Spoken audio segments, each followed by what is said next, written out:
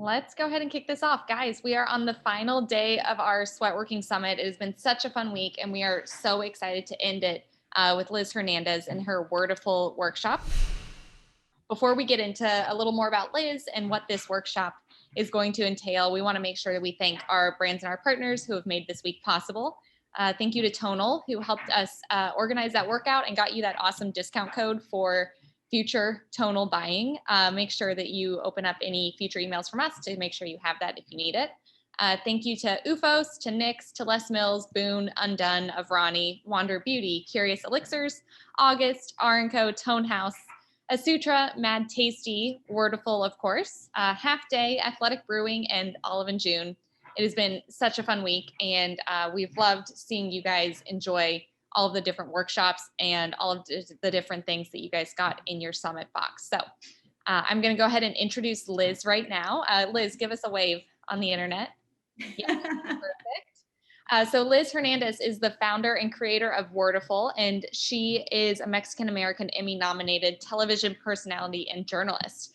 As a former radio host and an entertainment reporter for Access Hollywood, E! News, and MTV, her career has been built on words, but no chapter has been more meaningful to her than the one she is currently living with WORDAFUL, which is a video and live event series that focuses on the importance of how we communicate with others and ourselves. So through WORDAFUL, she's created a new form of storytelling that she hopes will encourage and connect us to the power of words. We can create new realities for ourselves by changing our internal and external dialogue, and those dialogues can support much more meaningful relationships and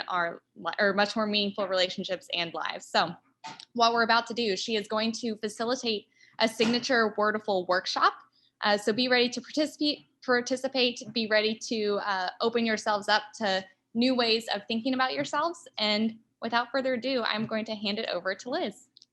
Thank you, Kristen. What a nice introduction. Hi, everybody. It is so nice to be here on a Saturday, and I love digging into one of my favorite and most important topics, and that's self-talk.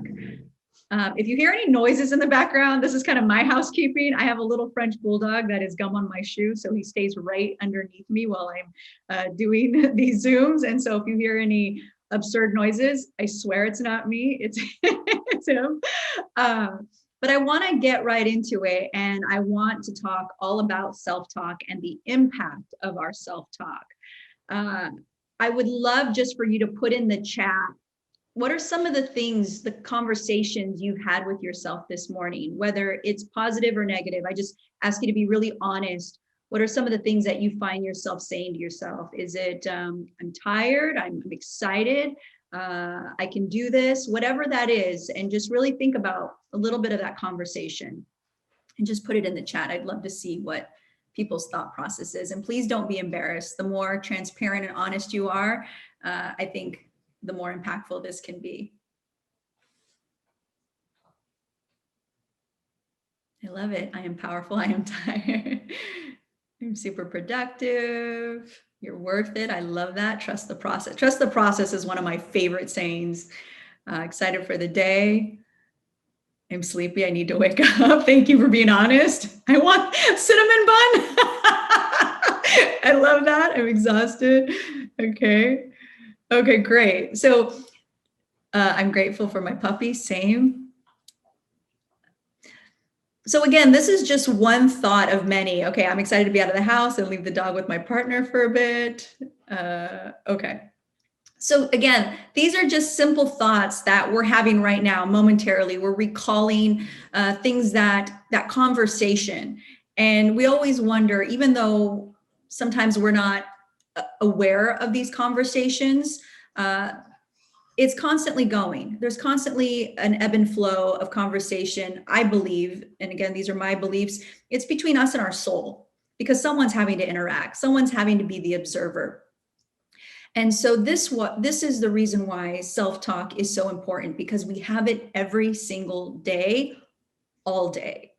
And what we tell ourselves then becomes our behavior. So before we go too deep into this, I have a lot of notes here. So, I have no shame in my game in having notes, because I want to get this information to you, because to me, it's vital if you want to reprogram your mind and if you really truly want to change your life. I've done a lot of research on how I can create new positive habits.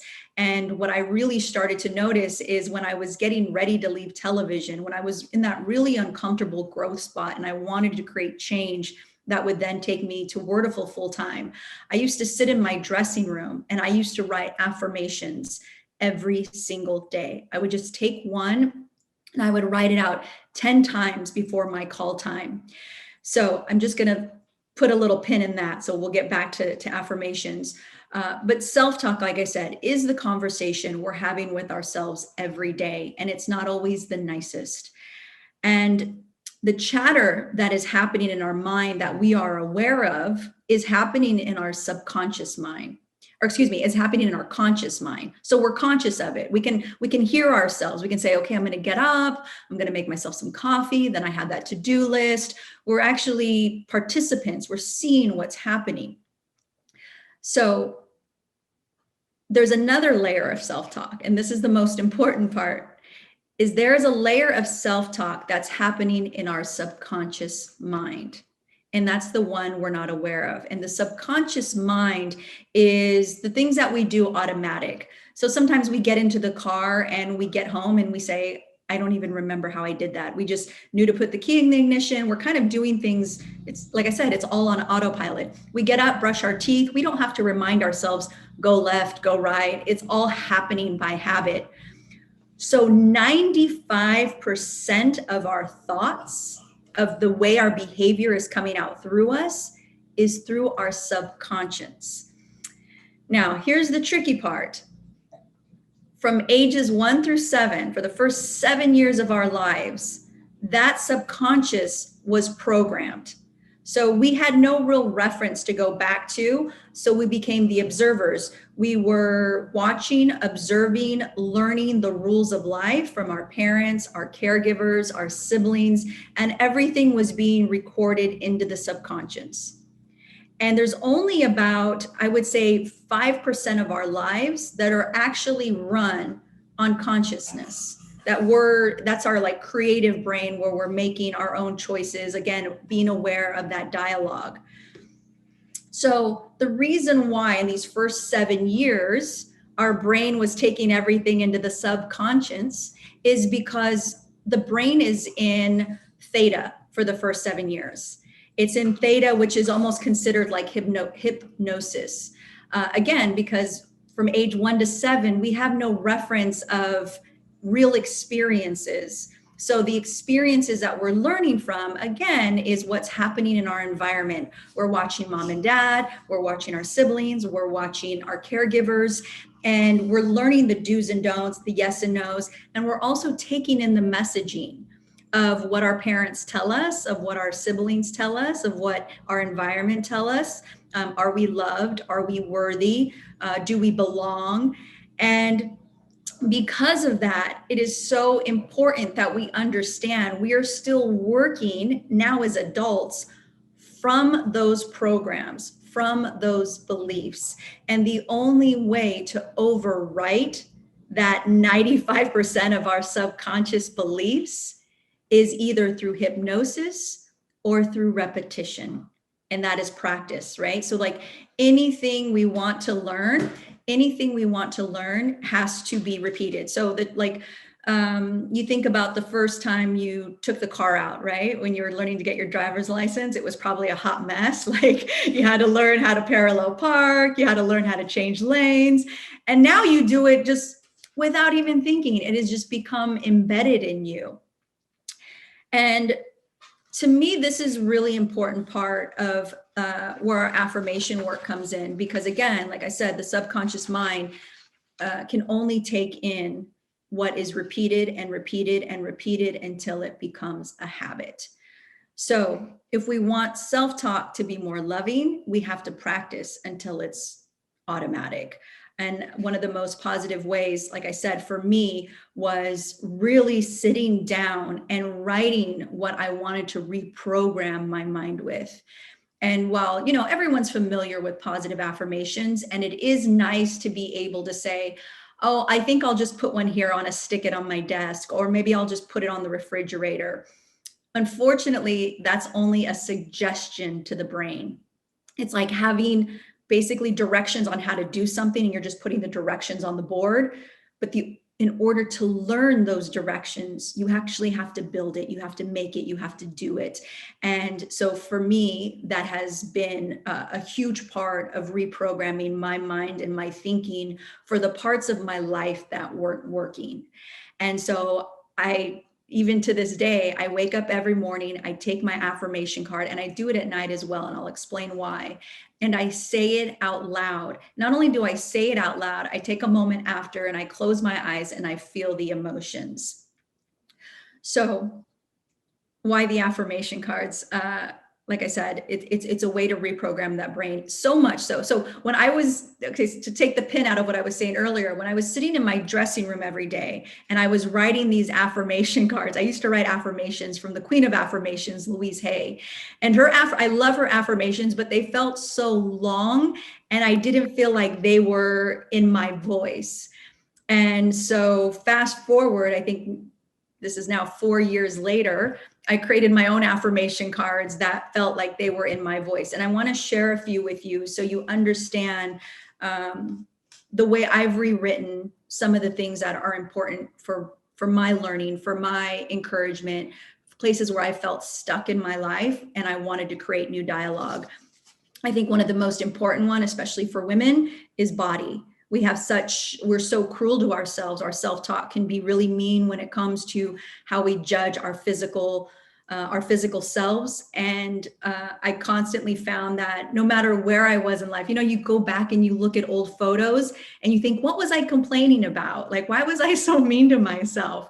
And so now I try to remember that and where I am right now, because I know there'll come a time and a place when I'm 50, 60, 70 years old, and I'm going to look back at this version of myself and be like, why was I so cruel to myself? Why couldn't I be more accepting with myself? And I think as women, we always assume nobody else has these issues, that nobody else thinks of themselves in this way. And I always say, I've said this time and time again, I just wish women could all sit in a room naked together and understand that we all have our things. We all have our scars. We all have our stretch marks. We all have our acne. We all have our cellulite. And that doesn't give us our worth. What gives us our worth is how we use our bodies to be loving and to be creative. So with that said, my body affirmation is, I love and approve of my body because it is perfect. I feel strong, energetic, and alive. I am happy in my own skin. Right behind that judgment of body is our worthiness. So again, even though I had really loving parents that gave me a lot of positive messaging, nobody's perfect. Our parents only can do as well as their parents did. And our siblings sometimes say awful things just because that's what we do. We fight with each other. And again, in those first 7 years, that programming gets embedded in us. So worthiness, I accept myself as I am. I know that I am valuable. My worthiness comes from my belief that I belong here and that I matter. So these are just a little bit of examples that I wanted to give you as we move along, so you understand when I emphasize the importance of these affirmations. So I'm going to move on to my next note. I'm going to give you a life hack for reprogramming the mind. This is my favorite. The mind is most programmable before we go to bed, because as we drift off into sleep, the mind goes into theta. Remember, we go back to when we were 7 years old, where our mind was always in theta, and it was like, that's what they say, children's brains are like sponges. And I'm sure a lot of you've heard that if you want to learn a new skill set, you should do it 1 hour before going to bed, because then it stays with us for the next 6 to 7 hours or 8 hours, however long you sleep. So the mind is moving into theta, which is also known as auto-hypnosis. So if you want to go to bed listening to affirmations, this is something too that I've created in our WORDAFUL membership, because I feel it's so important that a lot of times we don't have the motivation to create our own tools. And so I try to make it as easy as possible to give people the tools that I've already created and make it useful to all of you. So, if there's something, the best way is I always say, is to look at your life and to look at the areas. Where are you struggling? Is it diet and exercise? Is it job? Is it just creating abundance in certain areas? And like what I've done is I took my own affirmations, I recorded them. And again, you don't have to do this, it is available, but and I would put them in my headphones. And as I drift off to sleep, I listen to them until literally my earbuds fall out. And that is me programming my own mind. This is me listening and saying like, okay, I am worthy, I matter, I am valuable, I know I belong here. And again, this is just a simple life hack, because while you can write your affirmations or say your affirmations during the day, again, the mind is most absorbent. It goes into theta right before we drift off to sleep. So little life hack right there. And we have to remember that 95% of our life, 95% of our life is a printout. Like everything that you're living right now is a printout of your subconscious mind. So if you look and wherever you're struggling and you're taking, it's like so much energy to get to that goal, so much struggle you're facing, it's because somewhere in your subconscious mind, there is a message that doesn't match up to the destination. There's a belief stuck in there that says the opposite of what you're trying to accomplish. And you're exuding all this energy trying to achieve that goal. And you're hearing the conscious mind say, I need to exercise more. I need to eat healthier. I need to look for a better job. I need this, I need that. But the subconscious mind is saying, I'm not worthy. I'm not valuable of that love. I'm not worthy of that new job. I'll always be fat. I'll always mess up. We just don't realize that that's what's sabotaging us, because we're not even aware that that programming is there. And so again, we have to overwrite all of that subconscious thinking, and and to say like, well, I don't know what subconscious thoughts I'm having. You just look at your life, and wherever there's an issue, wherever there's a problem, there's a belief underlying that is sabotaging. Does that make sense? Is everyone following along? Okay, great. So here's the other sticky part about our thoughts. Studies have shown that 70% of our thoughts are negative and redundant. So we love to replay those old negative scenarios. And the problem with this is that our thoughts, good or bad, create our biology. It affects our health. That's why they say stress kills. So let me break this down to you in the two categories of positive thinking and negative thinking. Positive thinking, positive self-talk, I love me, I am worthy, I got this. These lead to emotions that feel good. So to understand emotions, our emotions are how the brain communicates with the body. Again, emotions are how the brain communicates with the body. So when we feel good, we release good hormones. We release things like serotonin, dopamine, oxytocin, endorphins. And what these chemicals do is they go into our bloodstream and they help create cell growth. Okay, put a pin there. Now, negative thinking does the opposite. It releases stress hormones, adrenaline, cortisol, norepinephrine. Am I going to say that right? Basically, that is the fight or flight response. So when the body is thinking, I'm stressed out, I have to save myself, it conserves energy, because I'm like, they always say like running from a saber-toothed tiger. You have to conserve all this energy so that you can save your own life, because now it's like fight or flight time. What that does is it pulls energy away from our immune system, from healing. So when we are negatively thinking, when we are stressed out, we are shutting down our immune system, and we're also shutting down cell growth, healing. So that's the two differences. We're either in growth mode, healthy growth mode, when we're thinking healthy thoughts, when we're being loving, or we're in protective mode. We're shut down, we're suppressing our immune system, we're shutting down our cell growth, and they can't happen simultaneously. It's either one or the other.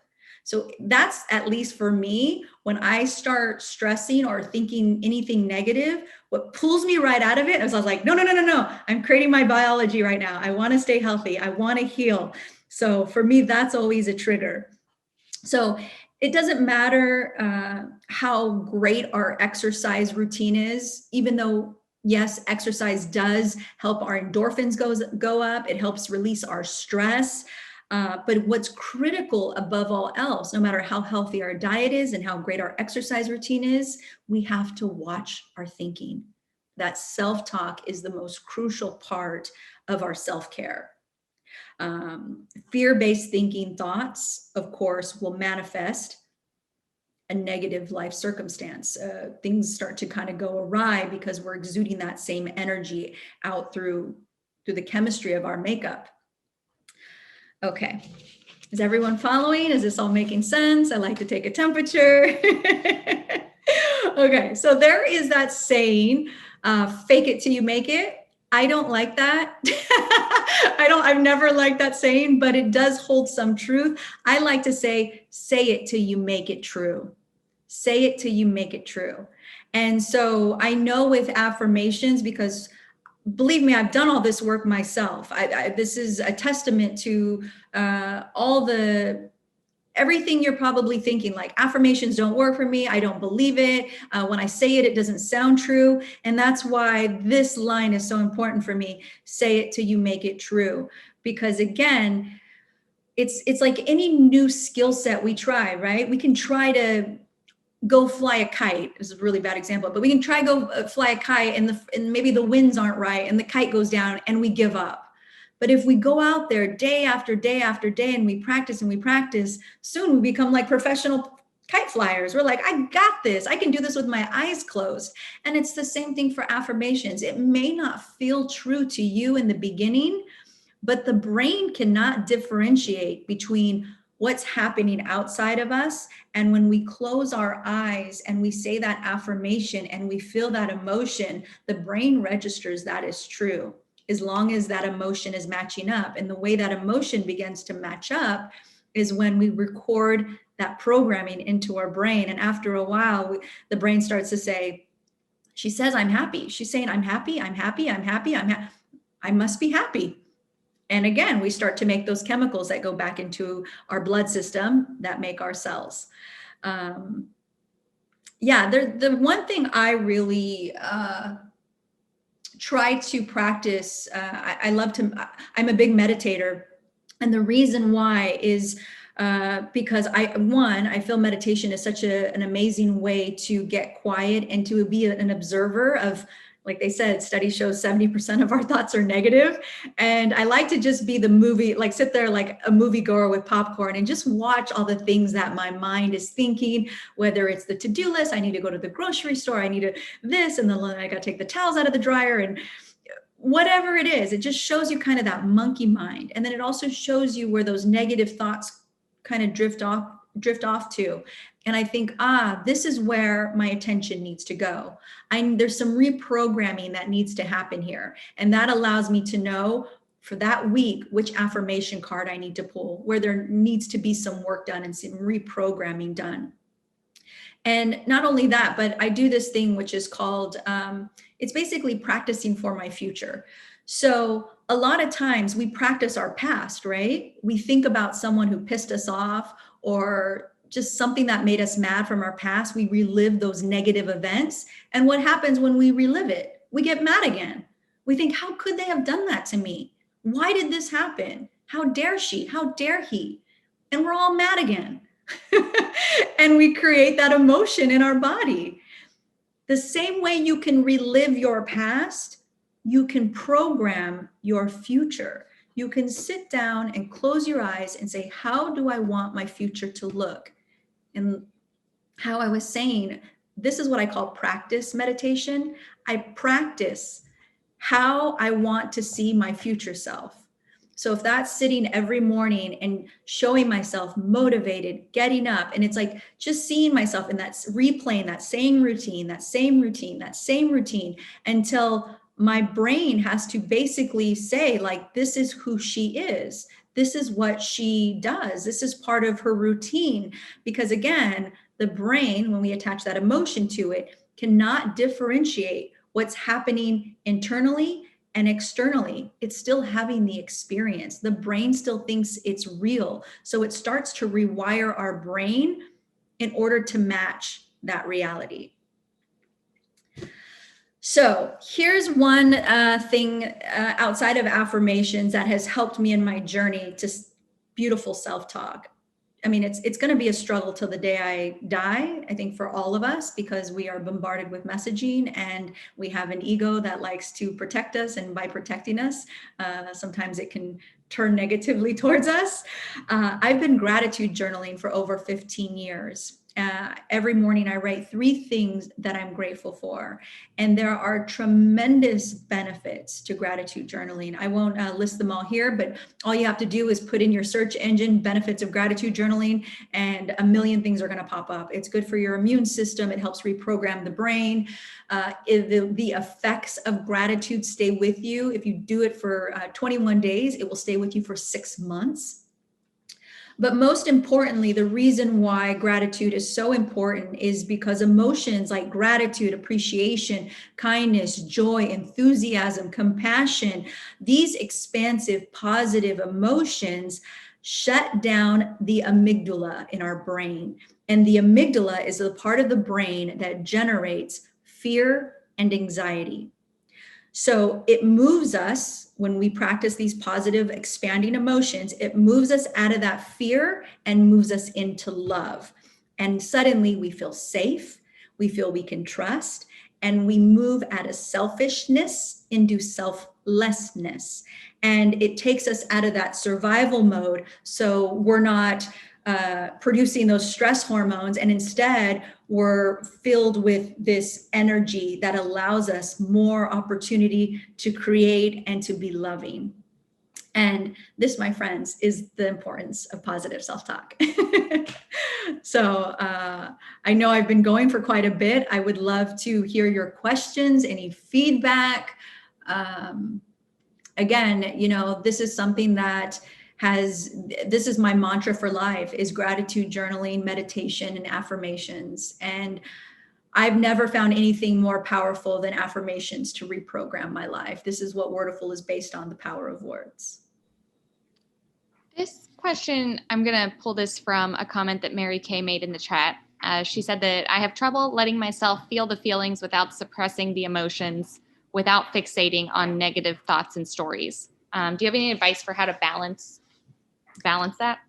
So that's like the perfect question. So it is so important for us to feel the feelings. You know, we might say, oh, it's a negative feeling, so I don't want to feel it. And you've all heard the expression, the only way through it is through it. And so we have to be really kind and compassionate with ourselves. We have to treat ourselves as a friend. This is where self-talk comes in. So when someone hurts us or we're angry, we have to say, okay, I'm angry. And, I rephrase that. I feel angry. So that's one thing too that I try to avoid, is saying I am the emotion, because we are not the emotions. We feel emotions, because then we make it part of our identity. So if I feel angry, I say I feel angry, and I don't beat myself up for it, because a lot of times we say, oh, I shouldn't be feeling that and I need to get over it. And all that does is push ourselves around, and it adds guilt and shame to the emotion we are feeling. Instead, we can say, okay, let me look at this anger. Let me look at this heartbreak. Let me look at this sadness, and let me just sit in it and feel it and release it. Because that's really what the emotion wants. It wants to be released. And when it comes back to visit us again, as opposed to beating ourselves up saying, oh my God, here I am rethinking this again, not only are you feeling the feeling from that event, but again, now on top of it, you added the shame and the guilt.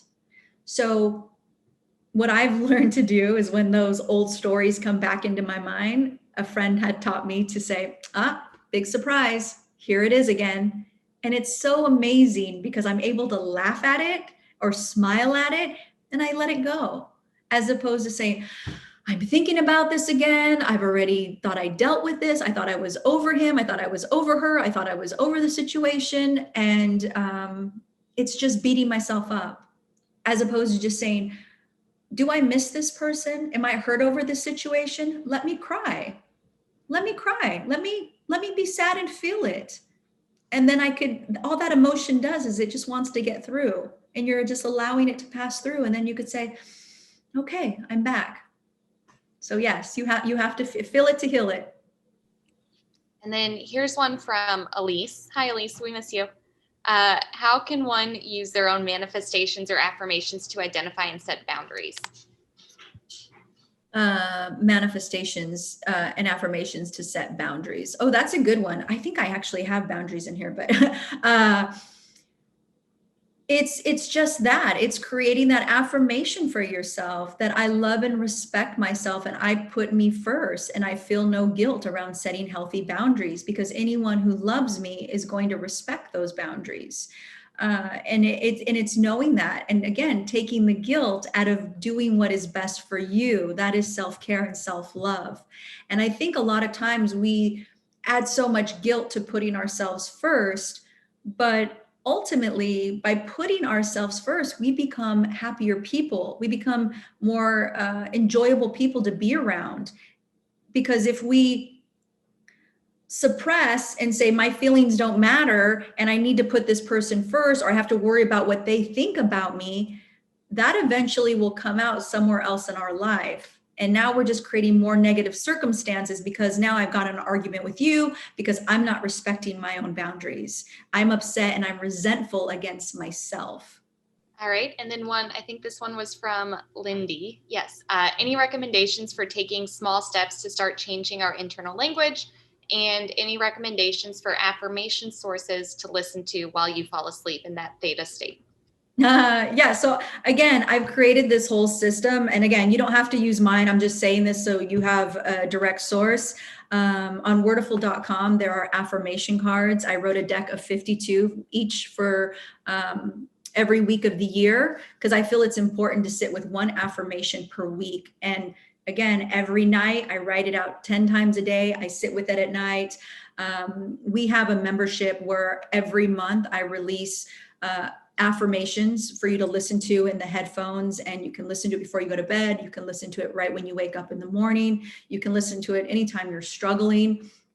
For me, I've seen a lot of benefits from the people that do use these, because it's kind of like when you have a book on tape, when you read the book and the book's so good and then you go back and you listen to it on the audio version. That's what I tried to create, because that's how I processed all of my information. I used to write my affirmations and I used to listen to my affirmations. So I've written the affirmations and I've also created the audios for the affirmations. And there's also meditations that I've done as well. I think that is all the questions that we have for now. Anyone else, feel free to speak up in the chat. Yeah, any questions you have. I would love to answer as many as possible. Here's one that I missed earlier on. Do you have to do gratitude journaling right when you wake up in the morning, or do you have any recommendations for like variations on that gratitude journaling routine that you've seen be successful? So the reason why I do it in the morning is because I'm guaranteed to do it. They say if you want to create a new habit, you have to tie a reward to it. So my reward is my coffee. So I'm never going to skip my coffee. So I'm never going to skip my gratitude journaling. So when I have my coffee and I'm sitting down enjoying my cup of coffee, that's when I journal. And it's a great way to start your day, because, for instance, I'll never forget a day when I had the irony of life. I had gratitude journaled one day, how grateful I was to have a car and that I'm able to get to and fro, that I don't have to take the bus, that I don't have to, sometimes you see so many people walking down to the bus stop. And I just thought, God, I just felt so grateful. Lo and behold, I got a flat tire that day on the 405 freeway in Los Angeles. And while I could have said, why is this happening to me? Oh my God, I can't believe it. I just went back to that gratitude thinking, I'm so grateful that I have a car. And one of my mantras in life, or I will say my mantra for life is happening for me, not to me. And so maybe I got a flat tire because if I had kept going on that freeway, I would have gotten in an accident. And that was way of the universe, God, source pulling me over. So there's always a shift in perspective that we can take in life. And I believe it's much easier to take a positive shift in our perspective when we know what we're grateful for. A technical question from AK. Are the cards still on back order until May? Trying to purchase a deck of affirmations. Unfortunately, they are. They will be here. Oh, I put May, but I'm thinking they'll be here by April. I just didn't want any, we get a lot of emails of like, where are they coming? And I mean, the beautiful thing is that we've seen a lot of success with these. That's why we did another reorder. So I just ask that you're patient. They will be here soon. But again, the audio affirmations are available now. This one is from me personally. Are there any affirmations that you found particularly helpful? I would say during the pandemic as a whole, but I feel like in the past couple of weeks, me and a bunch of my friends have we've hit our walls. Like we have had really sad days or weeks. Yes. I'd love to hear your advice on how it applies to the now. Okay, so you want an affirmation. Oh, it's so funny. It was actually the first one that I was looking for. So during the pandemic, my favorite affirmation was secure. And it's when I release my insecurities, no matter how large or small, I remember who I am. I feel secure that I'm good enough and smart enough. Because I think that was our struggle, is how am I going to be creative during this time? How am I going to adjust during this pandemic? Am I safe? That's another one that's one of my favorites too, is safe. I'll have to see if I can find it in here really quick. But for me, that was, being an entrepreneur and having my own business, all of a sudden you have all these insecurities in your head and you're thinking, am I going to be able to survive it? And you start to question your worthiness. Especially for me, I was like, oh my God, I'm never going to meet anyone, dating in a pandemic. So this kind of encompasses all of it. So no matter big or small, it's like you just release all those insecurities. But there's one in here that is the word safe. And I pulled that one quite a bit as well. Here it is. It says, I feel safe to be who I truly am. I don't allow fear to decide my fate. I am protected and everything is okay. Was that Akia saying that in the chat? Who is saying that she does a safety check every morning where she lists that, her body is healthy and able, that, yes, okay, I got it right. That she has a cozy and safe home, that her friends and family are safe. And I loved that, Akia. I think that's really powerful. And another great tool is journaling. That's another thing that I created as part of the WORDAFUL membership was journal prompts, because I feel like it's so hard sometimes for us to find the right questions. And I've learned that when we have a series of questions in front of us and we go through, it's almost like we become our own therapist. Because as much as we want to rely on others to be our soundboards, to give us advice, nobody has downloaded our whole lives but us. We know all the answers. And it just takes a little bit of digging to get those truths. And the only way I feel we can either do that is through meditation or through sitting down and really asking ourselves those hard, uncomfortable questions and just freehand writing them and saying, what is it that I need right now? What is it that I'm really afraid of? I remember one day I was walking around, and this is mid-pandemic, I could not stop crying and I had no idea why I was crying. I had no idea why. And that was scarier to me than the fact that I was crying uncontrollably. I mean, I wasn't like sobbing, but it was just like tears just kept rolling and rolling. And I finally stopped and I said, okay, there's something I need to, I didn't want to shove it away. I wanted to explore. I wanted to be curious. So I pulled out my journal and the first question I wrote was, what do you need and what are you afraid of? And as soon as I started writing, it was like, oh my God, okay, I get it now. It's like the brain just, it wants to tell us, it wants to help us. The soul is like, please listen. But unfortunately, we do a really good job at distracting ourselves. We feel lonely, we feel sad, and what do? Let me go on Instagram and see if I can find something that's going to make me feel different than what I'm feeling right now. Going off of that, Sarah wanted to know, and then Liz, I want to make sure that we're giving you time to do more of your workshop before we have to close up at 12:15. so I'm not dominating with the Q&A. No, this is great because it really helps me and facilitate where to go next and understanding what all of you guys want to know and what you need. Okay, so we'll let this be the last one for now. What about an affirmation for dealing with uncertainty? Ooh, an affirmation for dealing with uncertainty. Okay, hold on. Let me pull one out for you.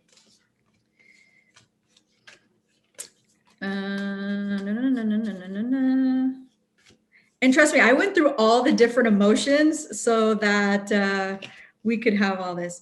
So uncertainty, I pull trust. I trust myself. When I disconnect from the outside world and get quiet, I find the wisdom and answers that I need. There's also a really great one for emotions that I love. I honor my emotions without attaching stories to them. I invite the feelings in to teach me what I need to learn, and then I set them free. Exactly what we discussed a little bit earlier. So I want to take this last part of our conversation and talk about forgiveness, because to me, this is the biggest hurdle when it comes to our self-talk and self-love. And I think it's really important that we understand that forgiveness isn't a final destination. It's a daily choice. So every morning we have to wake up and say, whoever we feel has done us wrong in our life. We may say, I may wake up today and say, you know, I felt forgiving of this person yesterday. Today, I don't really feel, I don't feel that again because I've replayed the scenario of what this person did to me. And anytime I go to that place, I go back to myself and I say, where in my program belief system have I not forgiven myself for something? Because we love to guilt ourselves, and that interferes with our self-talk. We forgive ourselves, we punish ourselves for, oh, I should have started that diet yesterday. I should have exercised. I should have applied for that job. I should have known better not to get involved with this person. I call that shoulding on ourselves. And all that does is add to unforgiveness and to guilt. And we have to rewire that thinking. And we have to say, I was doing the best I could at the time for not knowing better. And I know it's so hard when it becomes such a visual thing. I mean, I'll give you a really silly example, but it's not silly because I feel like we all do this to ourselves. You know, people told me when I was younger to wear sunscreen and I didn't listen. I thought, oh, because I'm Latin and I have darker skin, I don't need to wear the sunscreen. And now I struggle with hyperpigmentation. And I get so mad at myself. I'm like, why didn't I wear sunscreen? And what? No. And then I make myself feel bad because now I have these little marks on my face and now I've got to use this stuff to try to get rid of them. I mean, think about how awful that is, how I'm treating myself. I've not forgiven myself for not, when I didn't know better, you know, had I known in the past, like, yeah, maybe I should apply sunscreen and take better care of myself, you know, and sometimes just things happen. But it's just constantly beating myself up. So when I can't forgive myself, and that's just a small thing, I'm giving you a very small example. There's higher things we've done in life that just seem like I can never forgive myself for this. When we don't allow ourselves that kindness and compassion, there's definitely no room to be forgiving with other people. Because what we do is we turn that hatred or that whatever it is we feel towards someone else, we turn that inward and we self-punish.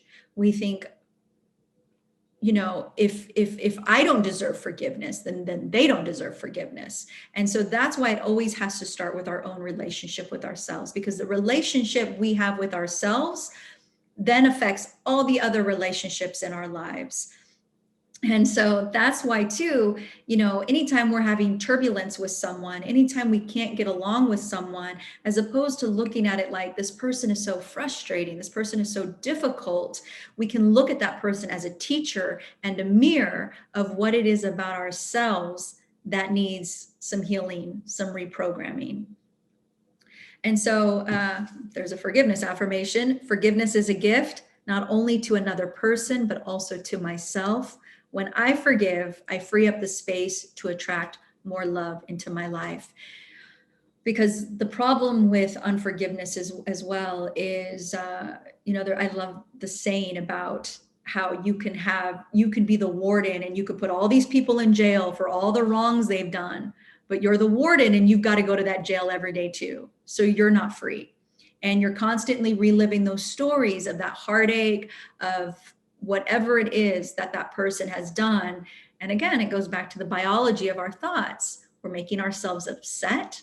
We're releasing the cortisol, the adrenaline, the epinephrine. And guess what? We're now in protective mode and we're not allowing healing. We're not allowing cell growth. We're suppressing our immune system. So it is so worth doing the work to let it go. And that's what I want to close this with, is how important it is to do the work. You know, we can be amazing at making sure we work out every day. We can be amazing at make sure we're killing our to-do list. But if we don't take time, the brain is a muscle. If we don't take time to exercise the brain, writing the affirmations, journaling, meditating, saying, again, saying the affirmations out loud, it's just running on its own. It's running on that pre-programming. Again, 95% of our life is subconscious thinking. Only 5% of it is conscious thinking. So when we're mindful of that, we can say, okay, I have to do the work, because you can't get from point A to point B. I mean, you can coast along, and then that's when we get crazy and say, why is nothing changing in my life? Why don't I feel better? Why don't I see progress? Why do I keep trying to do all these different things, but it always takes me back to where I've been? You can't go to the gym once and see a change in your body. You have to go all the time. And then we start to see the muscle growth. We start to see the strength. We start to feel better. We start to be more confident. And this is the same thing for the muscle of the brain. We have to practice that positive self-talk. We have to practice knowing ourselves, getting quiet with ourselves, learning that inner voice. And, one of the things that has helped me when that inner critic comes forward, because she's there, she's always going to be there. I've learned to make her a character in my mind. So when bitchy Liz comes forward and say I pull my jeans out of the dryer and my jeans are super tight, especially in a pandemic, and I start saying to myself, you shouldn't have had that pizza, you shouldn't have ordered Grubhub, you shouldn't have done this, you shouldn't have done that, I tell her to be quiet and to go sit in the corner, because that is not me. That is not truly who I am. That is my inner critic who's come to beat me up. So there's like who I am, and then there's the bitchy Liz. And when bitchy Liz shows up, I remind myself I have to separate the two. And it's just like, okay, when someone comes to be mean to me, I have to then tap into the kindness, into the compassion, into the loving Liz. And it's easier. It's so much easier to do that when I have those affirmations, those positive thinking, that self-love in my head, and I just pull from there. It's like, okay, what's my affirmation for the week? Let me just say it out loud right now because I need it. Any other questions, guys? I'm seeing in the chat, is it important whether we listen to affirmations versus say aloud versus write them versus repeat them to yourself? Is one like more powerful than the other? So, I personally, I couldn't tell you in the sense of I haven't done any like scientific studies behind this. I have found it to be most powerful when I do say it out loud. And another exercise, a simple exercise that you can start doing right now, and it can be very uncomfortable in the beginning, but it is extremely powerful, is making eye contact with yourself in the mirror, and every morning saying, I love you. You can even say your own name. You would say, Elizabeth, I call myself Elizabeth, I would say, I love you. And it's truly connecting with yourself, truly making that eye contact with yourself, knowing that you have your own back, or whatever you feel you would love someone else to tell you, tell it to yourself. Make that eye contact with yourself. And again, when you start to make this a habit, you almost can't go without it. So I do this for myself when I brush my teeth. I have a good old like pep talk with myself. And on the days I don't, I thought, why am I ignoring me? Like I need that pep talk more than ever. And it's like truly, and trust me, in the beginning, it can be awkward, but it's an extremely powerful exercise. So just to overall answer your questions, yes, I feel like affirmations are most powerful when we say it, because the brain is always eavesdropping on our conversation. But like I said, I gave you that little life hack too, that, I get it when you're, I mean, the best way would really be to say them, to write them, and then to listen to them. Right before you're drifting off into sleep. If you have, I read one per week, like I said. So I'll read my affirmation card right before I go to bed. I use it as my bookmarker in my book. So whatever book I'm reading, as I'm ready to fall asleep, I'll grab my affirmation. I'll say it a few times. I close my eyes. I feel the emotion of it, tuck it back into my book, and I go to bed. But if I'm really trying hard to reprogram, it's like anything, you go full force. It's like I write it, I say it, I listen to it. That life hack of listening to it, again, in your headphones, it's because your brain is in theta. You're basically in hypnosis. So you all know what hypnosis is. You're hypnotizing yourself to to reprogram your brain. This is a good one from Jenna. She asks, how do you balance being grateful, but also trying to avoid toxic positivity? She says that she's struggling with always seeing the silver lining at the cost of possibly dismissing people's or her own problems or emotions and saying, well, at least you have this, at least you have this privilege or this type of luck. Yeah, that's not feeling our feelings. That's I always say, like, you can't be too Pollyanna about it. You can't just be like, oh, everything's great, the sky's falling, but I'm going to be grateful. What I've learned is that you can hold space for both. I can be grateful, but I can also be really sad sometimes, and it's just, again, finding that kindness and compassion. One thing that I like to do when I feel like I'm angry right now, oh, but I should be grateful, but I'm angry right now. What I do is I say, it's a privilege to feel my feelings.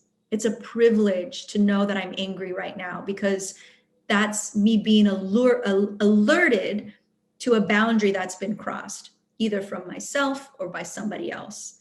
So that's a way you can practice gratitude when you're in another emotion, is just say, it's a privilege to feel my feelings, but damn it, I am pissed off right now, or I am sad right now. What about habits that you can implement when you're stressed out or in that fight or flight mode? Any suggestions for that? Absolutely. Always connect back to your breath. So when I am just outraged and I'm like, oh my God, what did they just do? I say, okay. And I said, the thing that pulls me out the fastest is remembering that my body's all of a sudden like, oh, she's going to go ahead and make those chemicals that's going to shut down her immune system, that's going to slow her cell growth, that's basically contributing to illness if I constantly do it every day. So I just remember to connect back to breath. I take a deep breath in, I let it fill up my lungs completely, and I try to think whatever is upsetting me, and I let it out. And as many times as I've got to do that, I reconnect to it. So, oh my God, that email didn't go out. Oh my God, I screwed this up. Let me feel it. Let me feel it. Let me feel it. Let me release it. And if you do this about, I don't know, for about a minute or so, all of a sudden you've calmed down. You're like, okay, I got this. So connecting to the breath is very important. And then I think this is going to end up being our last question, so we can give you a minute or two to find like where we can find you on the internet and plug yourself a little bit more. Do you remember the moment or the time when you discovered affirmations in your own life? It's been so long, but what really changed my life is when I read the 4 Agreements by Don Miguel Ruiz, of that learning not to take anything personal, not make assumptions, about talking about how the word is the most powerful thing that's on this planet. Words can really heal us or hurt us. And I think after that, I came across the book You Can Heal Your Life by Louise Hay. And uh, life is just, it's so wild, man. Life is so wild. So I found Louise Hay, and like I said, her affirmations are very long. And that was really kind of, like I said, what turned me on to thinking that, okay, I need to start saying these, I need to start writing these. But I'll share a little bit of a story with you. A few years ago, when I was really in the thick of heartbreak, of sadness, my mother had been diagnosed with Alzheimer's, and she was now starting on hospice, and I was just broken, so sad as a daughter, and felt so much guilt. And I read this book called Life Lessons by Dr. Elizabeth Kubler-Ross and David Kessler. Lo and behold, this book changed my life. I remember I got to one chapter and I did that really ugly cry where I had to like run to the bathroom. I sat on the toilet, like pulling the toilet paper, and I was just like, couldn't contain it. I mean, I almost didn't recognize my own voice because I was like, ugh, like in that dark sorrow place. And I thought to myself, man, I wish I could hug the man that wrote this book. Crazy enough, a few months later, I had one of my first WORDAFUL events. Now that I had left my job in television, now it was like WORDAFUL full time. And I was fortunate enough to, one of my first guests was Maria Shriver. And I saw on the guest list the name David Kessler. And I thought, this cannot be the same David Kessler whose book I just read, who changed my life. It was, and he was sitting in the front row. And it was really sweet how we met, but he ended up being one of Louise Hay's best friends. They actually wrote a book together called You Can Heal Your Heart. And so when I wrote these affirmation cards, I basically asked for David's blessing because I knew of the work Louise Hay had did. And it just feels so wild. But to really tie this story up into a neat little bow, David had went to Australia, this is pre-pandemic, for the release of one of his books. And Hay House was where they kept a lot of Louise Hay's books. She had already passed on. And he said, we have all these books that she signed. Do you want to take any of them back? Because now they're just sitting in storage. And David goes, well, yeah, I'll go through them and maybe I'll find this one for a friend of mine. He really loves Louise Hay, and maybe she signed one to John. And he said he went into the pile and the only one book that was left was To Liz. And so it was this pretty crazy thing. I'm going to actually see if I have, yep, here we go.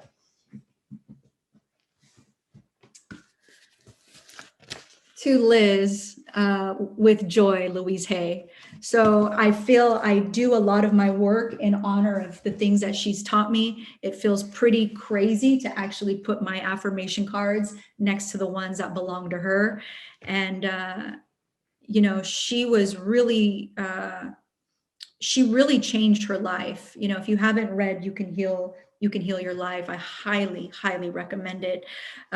You know, she got through everything from cancer, abuse, so many hurdles in life. And I thought, if she can get through all of that, then I can definitely get through some of the things I've been through in my life. So it's just crazy the way the dots have connected. And, you know, anytime you question what's going on in your life, please believe you are exactly where you are meant to be. That's the lesson I've learned. What a perfect note to end on. Liz, thank you so much. Thank you so much for sharing Thank you. With us. I know I speak for myself and everyone else when I say it was incredibly powerful, and you've left us with so many good things to think about as we carry this into the rest of our day, the rest of our lives. So thank you so much for being a part of our summit, and tell us real quick where we can find you on the internet and how we can stay in touch with you. Absolutely. And again, I hope I wasn't sounding like I'm here trying to plug anything. I've done the heavy lifting, and that's what I always tell the community. I've done the heavy lifting so that you can find all of these resources in one place, because I had to do a lot of digging. I had to go over here to Louise Hay for affirmations, and then I had to go over to this app for meditation, and then I had to go over here for journaling, and I just thought, what if I can combine all of this and make it all into one? So you can find everything at wordaful.com. Yes, the affirmation cards will be arriving in April, shipping out by may. But we have we have a community, and it is the WORDAFUL membership. So here in LA, I used to do live events every month. I used to hold these, basically what we're doing now is these little mini sessions where we could all get together and talk about the things that we're struggling with. And it was an opportunity for me to turn the tables over to the women and for them to discuss how they felt, what they were struggling with, where that disconnect was happening, for them to be able to see that there were other people just like them going through the same things. And so we continue to do that now, all online. But in the membership, there's everything. There is the affirmations on audio. There is the journaling prompts. There is meditations. There is new content. We constantly have guests that are teaching us to grow, like the David Kesslers of the world. There's a podcast. There's a playlist. That's another thing I'm huge on, is being mindful. Like, our diet isn't just what we consume through the mouth. It's what we consume through the ears and the eyes. And I'm very mindful of that. So that's another thing I try to create for the community, is really positive, uplifting music that we get every month. But again, I'm just throwing this out there. This is something that I tried to find the things that have changed my life, that have been valuable to me, and offer them to the community. So I invite you to check it out and see if it's something that is fitting for your lifestyle. But most importantly, I just want to say thank you for your time and attention today. This is obviously something I'm very passionate about. And an even bigger reason is because, like I said, my mother was diagnosed with Alzheimer's, and I lost her a year ago. And in the process, she lost her ability to speak. And you think about what a gift it is to be able to communicate. And we take that gift for granted. So don't undervalue your self-talk. You are your best friend, and tell the people you love how you feel about them. And I always say, like, what I wouldn't have given just to have a conversation with my mom. And I didn't mean to get so emotional, but it's such a gift to communicate. And I held on to every "I love you," and even every time she said my name. So words are so powerful. So I'll leave with that.